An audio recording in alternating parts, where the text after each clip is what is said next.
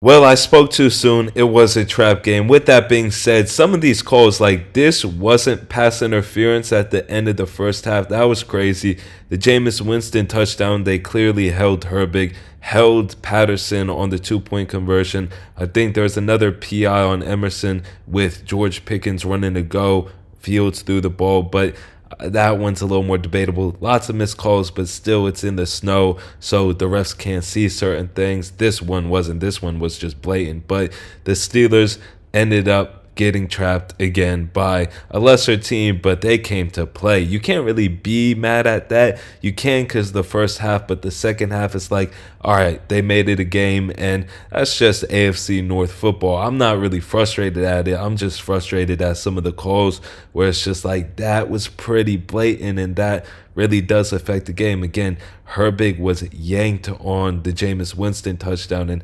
that's a real game changer right there. But you got to give it to him. The Browns did play just fearless. They did not care whatsoever, and Myles Garrett, man, he just made a statement. So yeah, I mean, that's just what happens when you come out flat. The Steelers were getting in a bit of a hole again with the whole field goals and not converting. They needed to be woken up. I mean, it was kind of sad seeing every time they make a big play. Let's just say the shot to Austin. All right, you get a 40-yard gain, and then what do you do the next play with it? -3 yards to Najee Harris. I don't know what it was with the Steelers being obsessed with those negative runs with Harris. You're not doing Harris any favors too, because it's not like there's anywhere to go for him, but you do that after a big play and you just get yourself stuck on 2nd down and 12, and then you kick a field goal. They did it versus the Ravens where they should have scored at least one touchdown. So it's probably a good thing that they lost this game, just as a wake-up call, because the Steelers do this. They get a little too content. And when they win games, like, again, versus the Ravens where they're kicking these field goals, they're not playing their best offensively, but